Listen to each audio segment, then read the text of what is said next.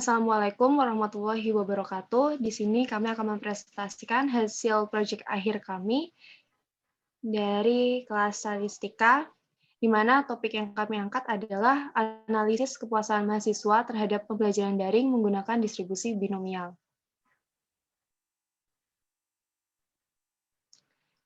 Nah, kami dari kelompok 13B yang beranggotakan Vincentius Andrea, NIM 1125, lalu ada Atalarik Zulfa, NIM 1130, ada Mustika Binar, NIM 1131, dan saya sendiri yaitu Hafifah Anastasi, NIM 1133.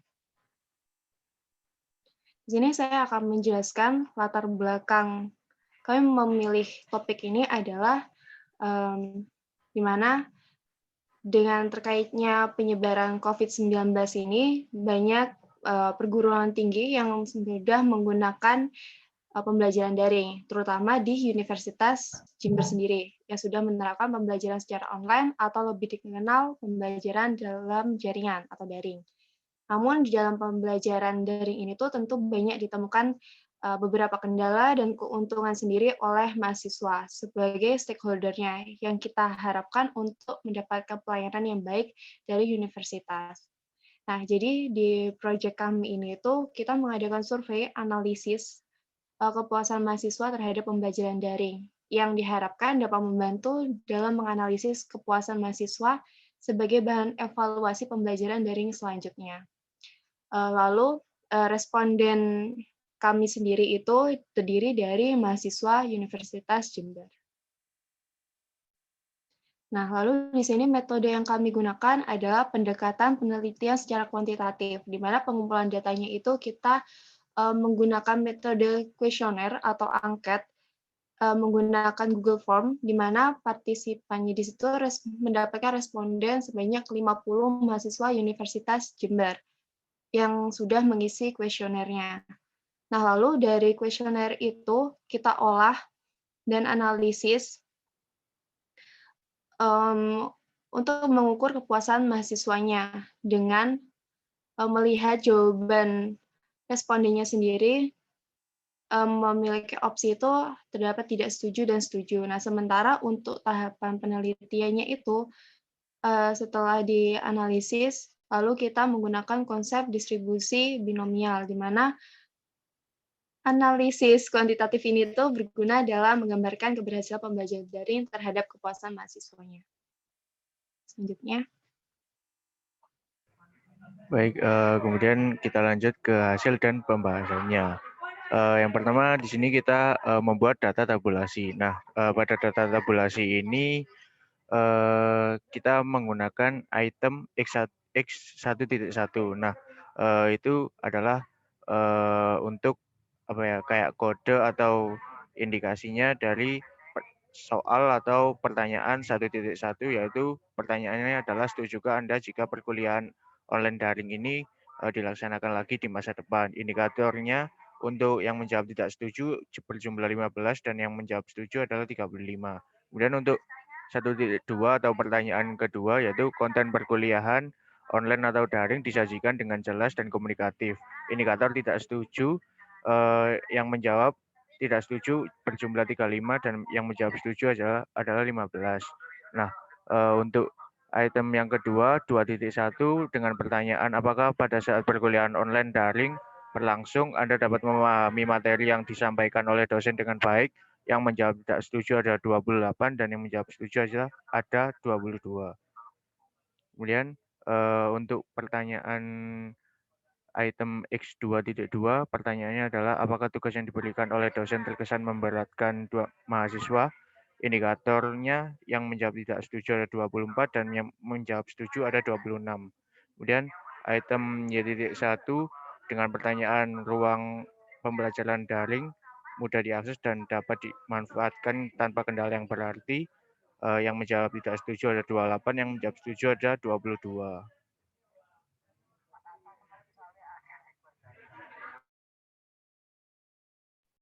Lalu ada binomial case. Di sini dibagi beberapa grup dari kategori setuju, tidak setuju. Lalu ada simbol N. Simbol N ini di mana menunjukkan jumlah data untuk masing-masing kategori dari S, setuju dan tidak setuju. Lalu ada observed prop. Observed prop ini menunjukkan berapa persen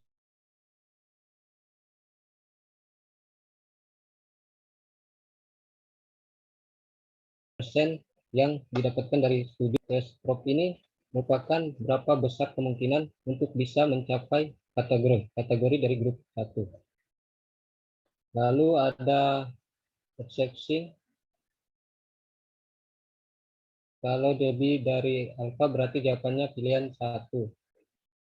Kalau lebih tinggi dari alfa berarti cenderung pilihan 2. Lalu ada pembahasan. Dengan indikator berdasarkan analisis kepuasan mahasiswa terhadap pembelajaran daring menggunakan distribusi binomial yang dari kategori tidak setuju dan setuju, atau sama dengan tidak puas dan puas, bahwa menunjukkan pada kuesioner X1.1 yang memilih metode 1 sebanyak 15 dengan observation 0,30 dan metode 2 sebanyak 35 dengan OP-nya 0,70. Lalu proporsi pengujian adalah 0,50 dengan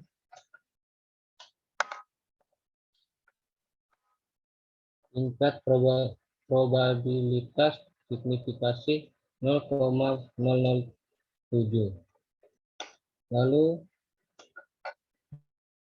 dapat disimpulkan probabilitasnya 7K Anda jika pilihan online atau daring ini dilaksanakan lagi di masa depan.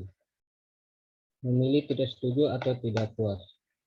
Pada kuesioner X1.2 yang memilih metode 1 sebanyak 35 dengan OP-nya 0,070 dan yang memilih metode 2 sebanyak 15 dengan OP 0,30. Proporsi pengujian adalah 0,50 dengan tingkat probabilitas signifikasi 0,007. Probabilitas signifikasi ini berada di bawah alfa sama dengan 0,05. Dapat disimpulkan bahwa probabilitasnya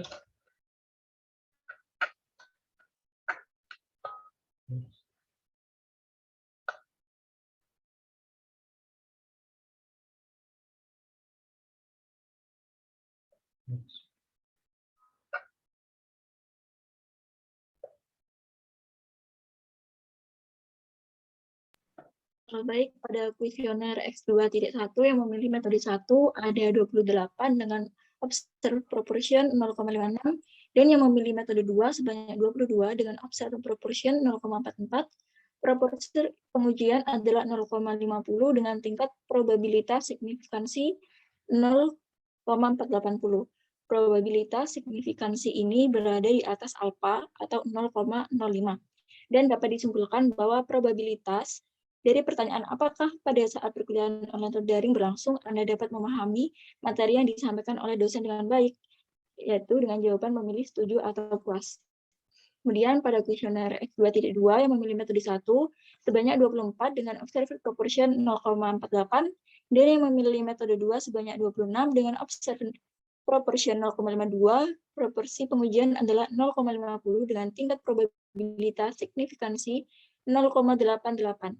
Probabilitas signifikansi ini berada di atas alfa atau 0,05 dan dapat disimpulkan bahwa probabilitas dari pertanyaan apakah tugas yang diberikan oleh dosen terkesan memberatkan mahasiswa, jawabannya adalah memilih setuju atau puas.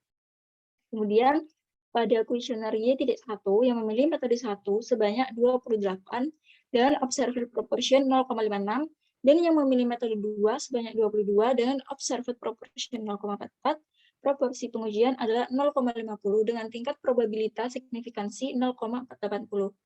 Probabilitas signifikansi ini berada di atas alfa atau 0,05.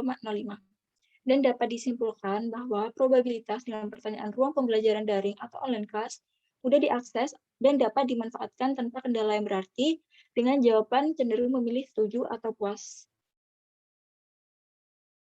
Dan ini merupakan simpulan dan saran dari kami. Berdasarkan uraian di atas, diambil kesimpulan bahwa distribusi binomial dapat digunakan untuk menganalisa kepuasan mahasiswa terhadap sistem perkuliahan daring dengan memodelkan jumlah keberhasilan pada jumlah sampel N. Dengan adanya percobaan dan kuesioner yang diperoleh, bahwa jumlah sampel yang kecil dan nilai probabilitas yang besar akan meningkatkan probabilitas kesuksesan yang akan diperoleh. Dari hasil penelitian ini, disarankan agar bisa memperhatikan kepuasan mahasiswanya untuk peningkatan keberlangsungan pembelajaran daring, terutama di Universitas Jember. Sekian presentasi dari kami, kurang lebihnya mohon maaf. Wassalamualaikum warahmatullahi wabarakatuh.